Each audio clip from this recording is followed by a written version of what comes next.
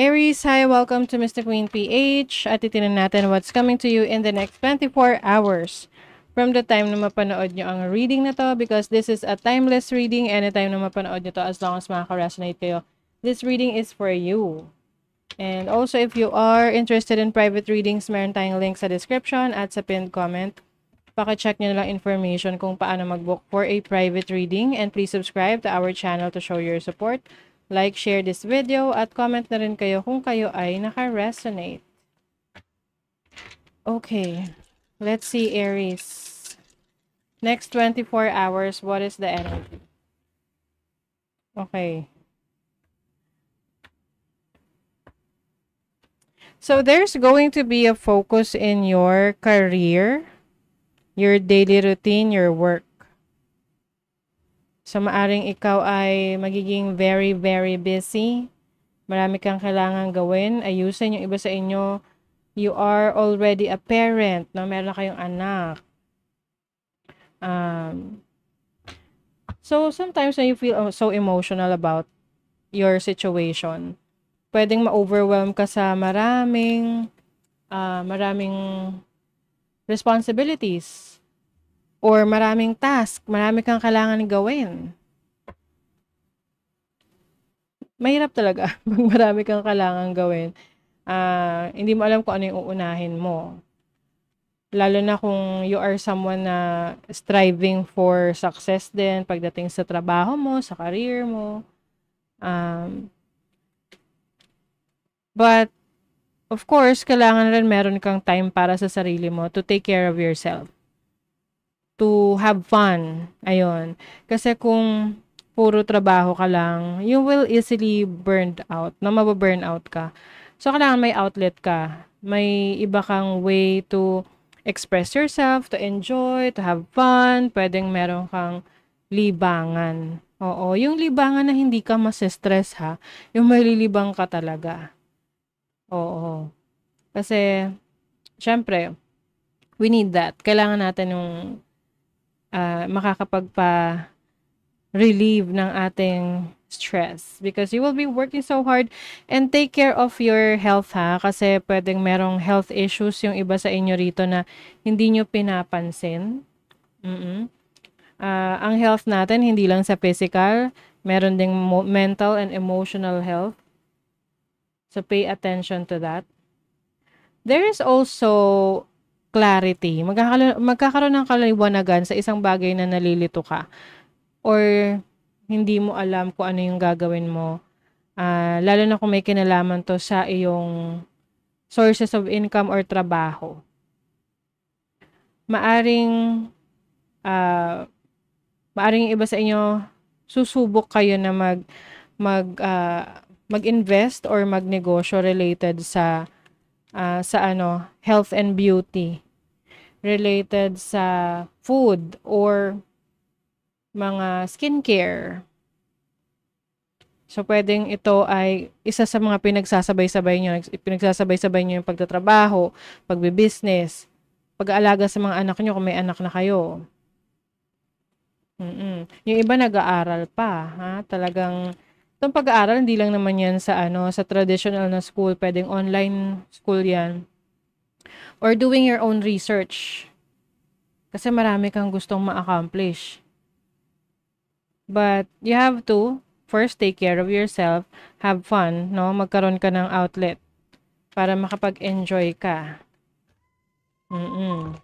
Kasi meron kang opportunity na mag-enjoy, to travel, short distance travel. Ito yung tipong pupunta ka lang sa paborito mong coffee shop, paborito mong pasyalan, and that is enough, no?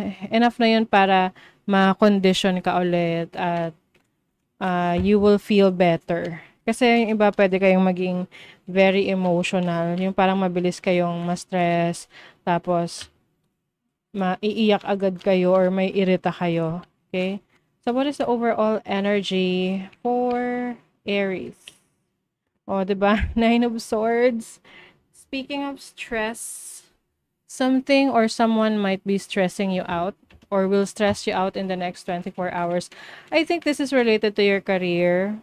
Yung day-to-day life mo, marami kang task na kailangan gawin.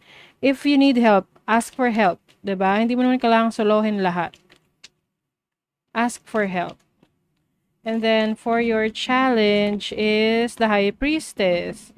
Kasi yung iba sa inyo sinusolo nyo, sinisikreto nyo kung ano yung inyong totoong nararamdaman, yung iniisip ninyo.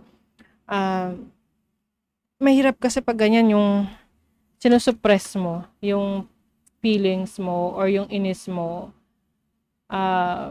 Pag naipon siya sa sabog, 'di ba? And ayaw naman nating mangyari 'yan, lalo na't mga Aries, 'di ba? Ang Aries medyo aggressive. Oo, at yung iba can be parang alam mo 'yun. Yung iba medyo violente pa, no? So, be careful, okay? Sa mga suppressed emotions ninyo. But I think yung isa sa mga katulong sa inyo is yung connecting to your higher self, to your instinct. Kasi meron tong clarity na ibibigay sa inyo about a certain decision or kailangan yung gawin para ma-manage nyo yung inyong mga responsibilities. And then your opportunity is the Six of Wands. Uy, ang ganda. As an opportunity, this is about recognition. So, maaring ikaw ay ma-recognize sa hard work mo, sa efforts mo, sa trabaho mo, sa career mo. So, kumbaga, worth it rin naman yung paghihirapan mo. Worth it din naman yung tinatrabaho mo ngayon. Kasi ikaw ay i-recognize. Diba? Worth it na worth it. There's also some attention that you will get in the next 24 hours. Especially in your career, in your business, or sa workplace. And then the blessing is the Five of Cups. So, as a blessing, Five of Cups is about realizing, nare-realize mo kung ano pa yung meron ka, ano yung mga bagay na dapat mong bigyan ng attention kesa doon sa mga bagay na wala ka nang magagawa kasi nangyari na, 'di ba? Tapos na. So, just let it go, okay? I feel like you're going to cleanse and let go of the things that are no longer serving your highest good. Okay? So, sa inyo namang money, kaperahan, finances, ayun no. Nasabi sa inyo, bring balance into your life. Kailangan mo mabalance yung personal mo, tsaka yung career mo. Hindi mo kailangang pagod. Although, alam naman natin na syempre, meron tayong mga goals. Pero lagi niyong tandaan na ang kalusugan ay kayamanan. 'Di ba? So, balance lang. Magpahinga pag kailangan, okay? And then your love life, manifesting a person. So, some of you are single. Pwedeng you are manifesting a new person in your life, or you are manifesting a relationship ngayon na meron ka na maging maayos.